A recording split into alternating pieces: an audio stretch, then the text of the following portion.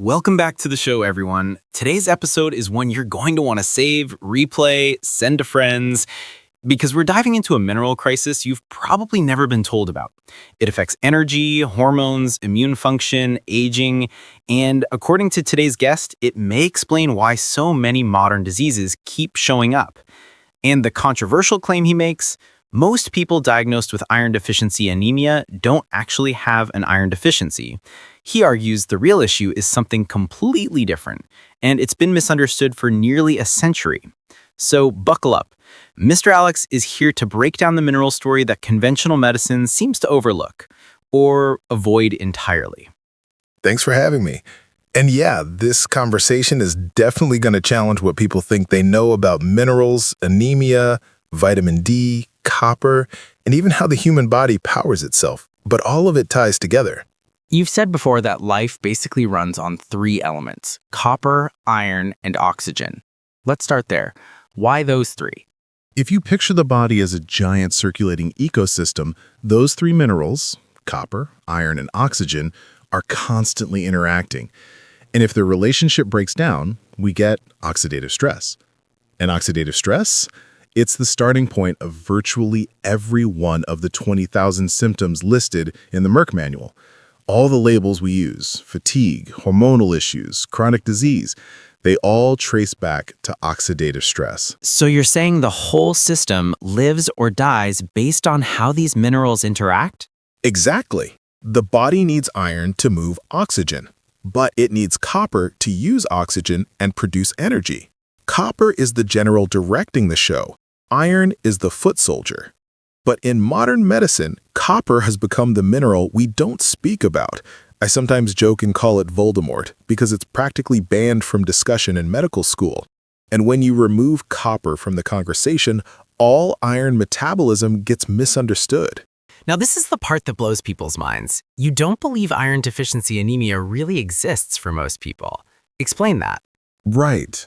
Unless someone is bleeding out from childbirth, surgery, trauma, true iron deficiency is extremely rare. Iron is the most abundant element in Earth's crust. Humans evolved surrounded by iron, so the idea that our species collectively forgot how to metabolize it makes no biological sense. And when you dig into the history, you find that our entire concept of anemia came from early 20th century studies that misinterpreted what was happening to pregnant women. You're referring to hemodilution during pregnancy.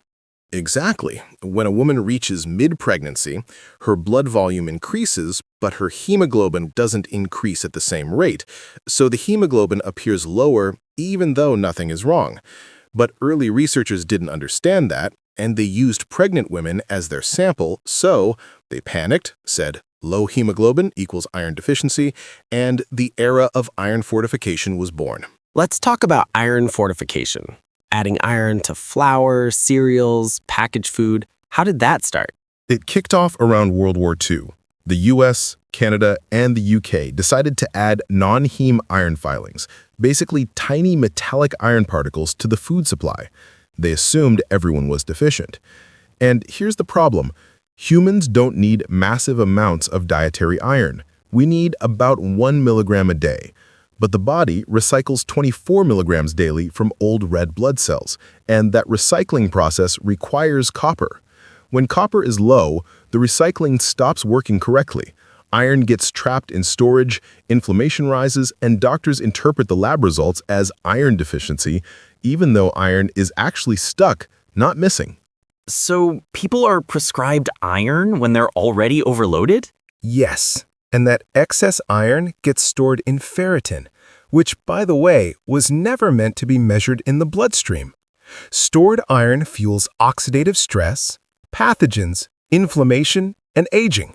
Let's shift to copper. You call it the general. What does copper actually do? Copper activates dozens, possibly hundreds of critical enzymes.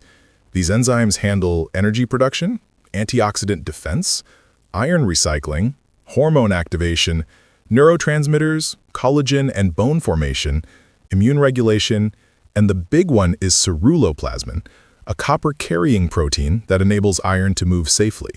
Without enough bioavailable copper, iron can't be used properly. So instead of thinking I need more iron, we should be thinking I need more copper so my body can use the iron I already have. Exactly. It's an iron recycling problem, not an iron shortage. Another hot take you have is on vitamin D. You say people shouldn't be supplementing it the way they're told. Why? Because vitamin D supplements only raise the storage form, not the active form, and the conversion from storage to active vitamin D requires, again, magnesium and copper. When people take large doses of vitamin D, it suppresses the immune system.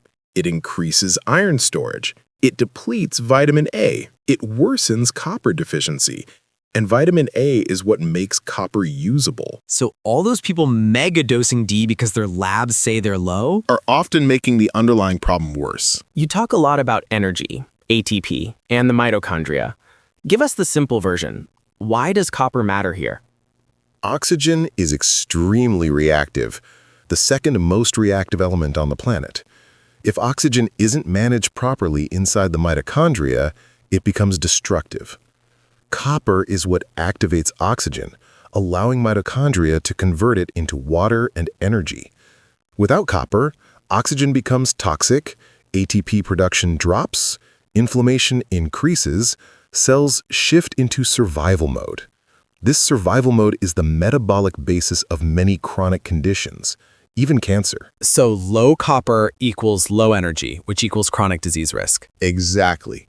Energy production determines everything. You've said something bold, that cancer has a deep relationship with retinol and copper. Break that down. Cancer cells rely on fermentation, anaerobic metabolism, even when oxygen is available. That's called the Warburg effect. Why would a cell choose inefficient metabolism? Because it has lost the copper enzymes required to use oxygen properly.